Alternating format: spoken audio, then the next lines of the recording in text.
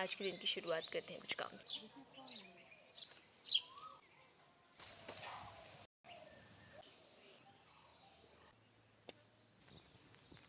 करे हैं हमने आप इकट्ठे अपने।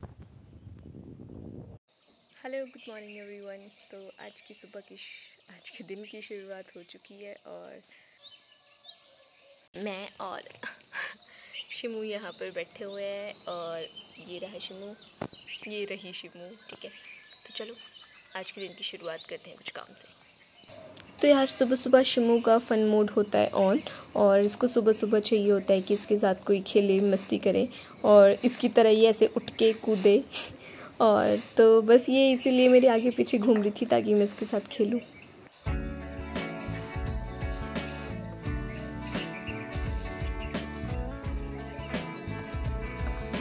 तो इसके बाद फिर मुझे मम्मी ने बोला कि मैं कुछ फलियां उतार दूं। तो बेसिकली ये फली की जो बेल है ये हमारी रखी हुई लकड़ियों के ऊपर फैल चुकी है, तो उन फलियों को वहाँ से उतारने के लिए इन लकड़ियों पर चढ़ना पड़ता है और मम्मी तो चढ़ नहीं सकते हैं, तो इसलिए मैं उनकी हेल्प कर रही थी। थोड़ा सा डर लगता है यहाँ पर क्योंकि पाँव फिसल जाते हैं और नीचे गिर सकते हैं, चोट लग सकती है। लेकिन पहाड़ी एक्सटिंक्ट थोड़ी सी है। तो मम्मी बेसिकली यहाँ नीचे टोकरी लेकर खड़े थे और मैं ऊपर से उतार कर फलियाँ नीचे डाल रही थी। जहाँ तक मम्मी का हाथ पहुँचा था मम्मी भी उतार दे रही थी कुछ फलियाँ। तो फिर हमने इनको उतारा और मतलब ठीक कलेक्ट हो गई थी। हमारी 2 टाइम की सब्ज़ी बन गई थी इन फलियों से, देखो। और ये इस तरह की दिखती हैं, कुछ बहुत टेस्टी सब्ज़ी होती है। सो हेलो एवरीवन और good evening to all of you. और अभी मैं और मम्मी आ चुके हैं खेतों में और बेसिकली हमें बीचने हैं आज तिल, तो वो कर रहे हैं मम्मी काम। ठीक है, और वहाँ पर कर रही थी मैं काम।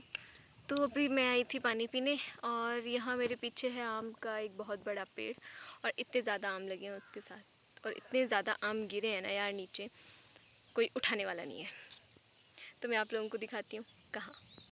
ये देखो एकदम फ्रेश, और ये देखो कितने ज़्यादा लगे हैं।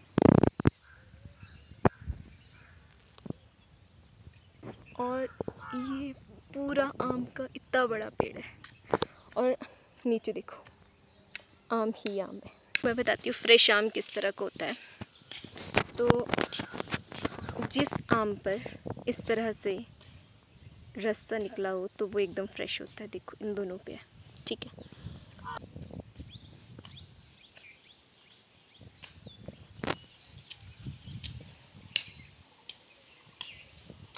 और ये है व्यू, और ऊपर देखो बादल, देखो कितने सुंदर है।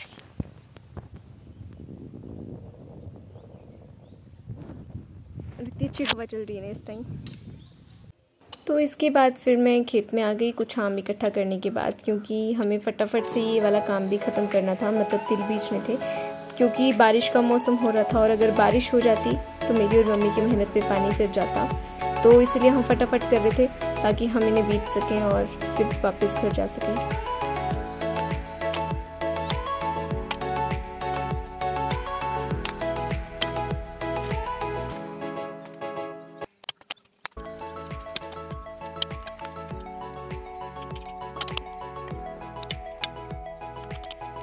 हाथ की हालत देखो मेरी।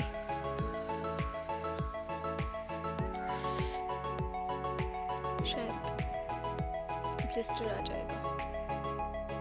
तो फिर अगले दिन हमने तोड़ी कुछ और सब्जियां जो कि घर पर लगी हुई हैं, यानी कि मेरी मम्मी की किचन गार्डन में उगी हुई हैं, लगी हुई हैं। उन्होंने बहुत मेहनत करी है इनके लिए, तो वहाँ से हमने कुछ सब्जियां तोड़ी विच इज़ टोटली ऑर्गेनिक। और आई थिंक हिमाचल में रहने का एक यही फ़ायदा है कि आप प्योरली हेल्दी खाना खा सकते हो। देखो यहाँ पॉलिनेशन चल रही है। तो ये जो इतने प्यारे प्यारे कलरफुल फूल हैं इन पौधों पे, ये कर रहे हैं इंसेक्ट को अट्रैक्ट ताकि पॉलिनेशन हो सके।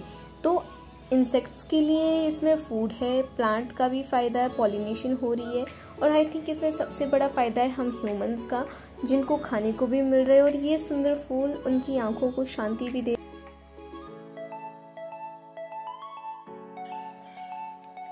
तो कुछ करेले तोड़ने के बाद मैंने तोड़ी ये फलियाँ, और इन फलियों को आप मैगी में डाल सकते हो, चाउमीन में डाल सकते हो, और आलू के साथ इस बीन्स का आई थिंक बेस्ट कॉम्बिनेशन हो सकता है सब्जी का, जो कि इतना टेस्टी होता है।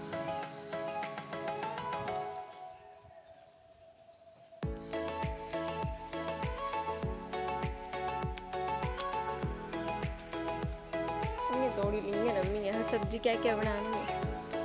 अंदर शिमला मिर्च भी। तो ये रही हमारे किचन गार्डन की सब्जियां जो कि तोड़ी हमने आज।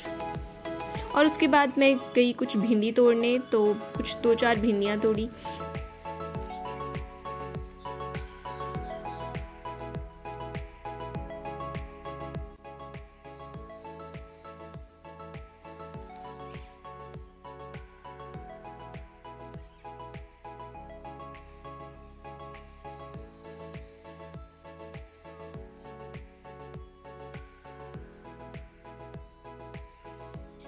मुझे पर्सनली ऐसा लगता है कि अगर आप नेचर को रिकॉर्ड कर सकते हो तो उससे ज़्यादा खूबसूरत कुछ नहीं है।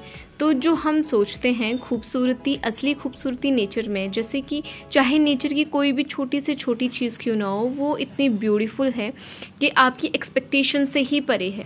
और आई थिंक कि हमें भी ये समझना चाहिए कि अगर नेचर ने कुछ बनाया है तो वो हर छोटी से छोटी चीज़ बहुत ही सुंदर और खूबसूरत है। तो एडमायर करें। Thanks for watching.